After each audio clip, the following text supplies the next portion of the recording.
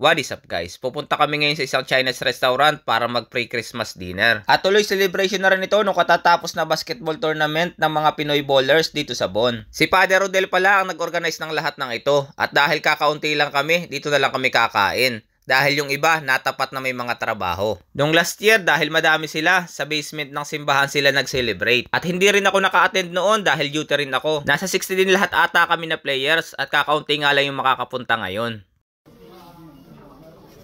Guys, ito pala si Father Rodel. Nagmisa pa daw siya, kaya ngayon lang siya dumating. At nakaupo nga lang muna kami para naman intayin yung iba. Maya-maya nga lang, tumayo na si Father Rodel. Sabi niya, gutom na daw siya, kaya kumain na kami. Buffet nga pala ito at ito yung mga pagkain dito. Kaya kay Pads kung anong ano bang sikreto dito. Dapat si Bato muna ang tanongin ko dito. Pre, bilang eksperto sa mga ganito, ano ba dapat munang unahin? Seafoods. Inuuna ko itong isang baulit eh. Ano ba? Ito. Inuuna ko ito, mas masarap. Bulong liso. So, ito yung eksperto sa mga kon eh. Hard agad dyan, Pads ah. Oo. Diretso na yan. Ito ba eh. Papunga. At sa area naman na ito yung pwedeng i-grill. Tara, tingnan nga natin. Tayo. Hipon. Ito hipon din. Hipon na may bala. Ito laks. Ito yung mga kon na. Sige.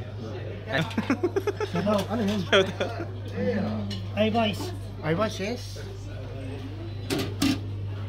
Ay boys. Kuha ka na ng madami para sa kon tayo. Ano yan para? At yun, dumarating na rin yung iba. Yan, oil yata yun eh. At dahil mga gutom na, kain na muna kami. Gutin appetit.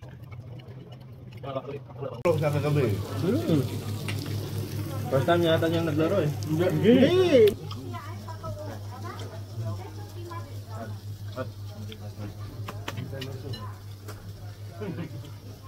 Yun guys, halos kompleto na kami. Ganito lang kami kaunti ngayon. Itong lamesa lang namin at ito sa kabilang lamesa. Bros.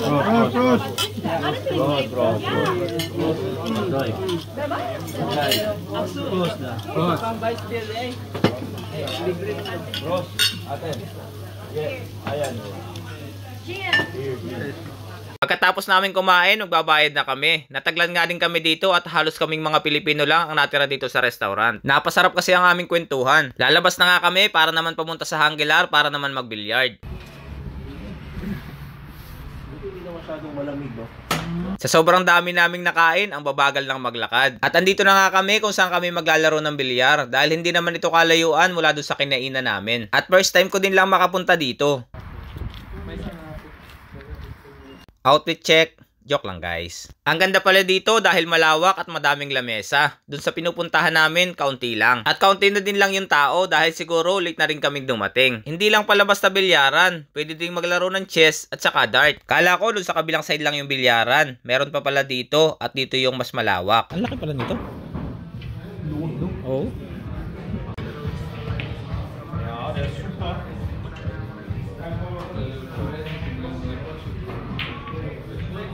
At yun guys, dito pala sa dulo yung aming pwesto. At dahil madami kami, dalawang lamesa na yung kinuha ni Father Rodel. Masarap dito guys magbanding, lalo na kung madami kayo. Ako, sali ako. Ako.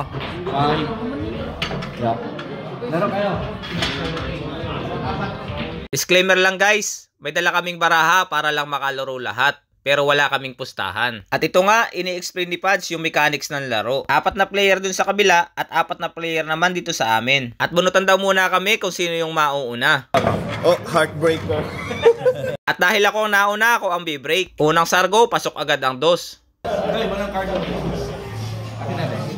Yun nga lang, walang tirang kasunod. Kaya sabi ko, pass, kayo naman. Wow, pwede. Pakita nga natin kung may tira din itong mga nasa kabilang table. Wow, pwede. At si Father Rodel naman ang kasunod. Tingnan nga natin kung may tira din ito si Pads. Dahan.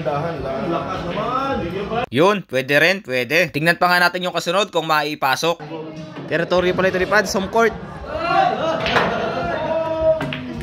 Hoy, pwede. Last ball din sa ano. Ako? Wala. Tara, umuwi na tayo.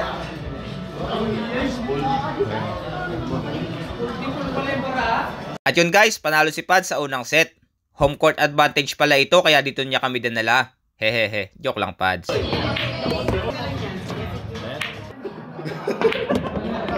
Ang galing nila, pero kala nyo kayo lang ha, manood kayo.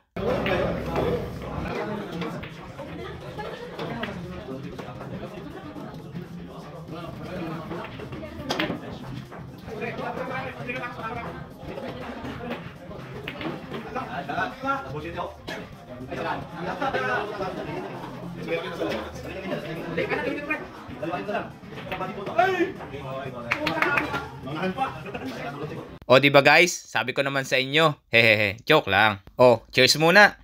Sa sobrang libang namin, di namin napansin, alas 12 na pala ng gabi. Sabi sa amin ng waitress, magsasara na daw sila. Bawal na daw umorder at tapusin lang namin yung game. Pagkatapos nga namin magbayad, uuwi na rin kami. Maraming salamat nga pala guys sa panonood. Hanggang sa muli. Ciao!